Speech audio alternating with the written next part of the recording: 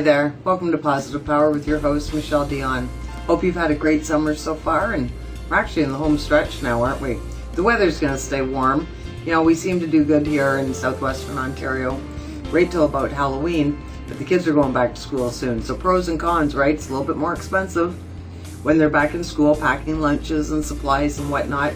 But if your work schedule doesn't shadow their school schedule, you get more me time. So that's well worth it.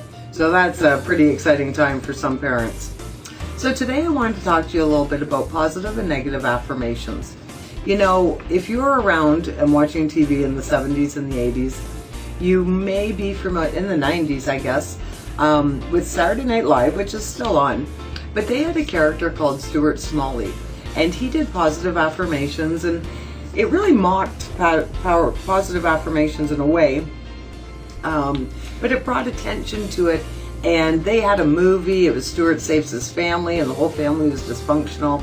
And his most popular tagline that he's well known by was, "I'm good enough, I'm smart enough, and doggone it, people like me." And it's classic, like anybody from my era is aware of it. But people mock positive affirmations, and they see positive affirmations online, and people talk about it. And it's so hard to do, but for some reason, it's not hard to do negative affirmations, is it? We all do it. You know, you'll drop something, "I'm so clumsy." You'll stub your toe. You'll make a mistake. "I'm so stupid." "Oh, I'm an idiot." You know, and it's so easy to throw those words out, and you're not thinking about it, but you are thinking about it because it came from somewhere. And a prime example of that is how we're surrounded by negativity or negative verbiage that we put our emotion into, and we just blast out with all the energy we have, is music. You know, I'm a big fan of music, but we have to be so careful. I feel like I sound like my parents. Didn't our parents say that? It's the music. Well, you know what? It is the music. Part of it is the music. And part of it is because you're chanting and you're putting your emotion into something and saying, you know, sad, depressing words or non-productive words, or, you know, I had a friend that, I still have her, I love her, but she was going through a depressing period, and I remember going to her door to drop her off something or do something, and she answers the door, and she's so sad, and she's crying, and she's having a horrible time, and I'm like, "Oh my gosh, are you okay?" And we talked for a minute, but all I could hear in the background was some woman singing some depressing life sucks music, and it was just like, I was drained just hearing it in the background. Like, it was just, I was like, turn that off. Like, that's just gonna suck the life right out of you. And that's what we surround ourselves with quite often. There's millions of songs around, but do you really take the time to listen to what your favorite songs say? Do you take the time to listen, like even the song Hallelujah? We all know that song. Take a minute to listen to it sometime. It's not the most positive song in the world. Here's another one that you probably know. I'm just going to give you a little bit of the words, see if you can pick out what it is. It's the terror of knowing what the world is about, watching some good friends, screaming, "Let me out." Pray tomorrow gets me higher, pressure on people, people on streets.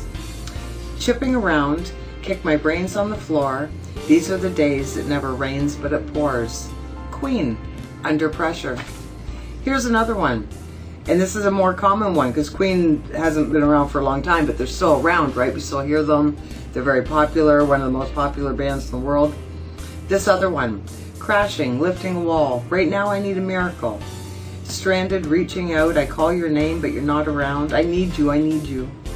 I think I'm losing my mind. It's in my head, darling, I hope that you'll be here when I need you most. Running out of time.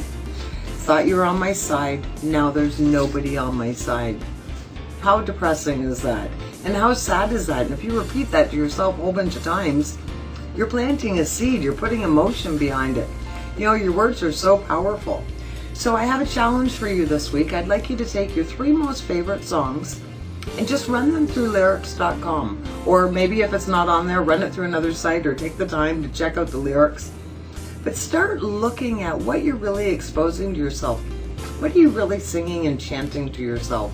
Because even if you don't want to look in the mirror and tell yourself how great you are, and that's okay too, start mixing up your music a bit. Start listening to some positive music.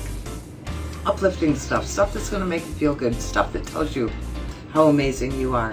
So I'm out of time, but I just want to tell you myself how amazing you really are. I hope you have a great week.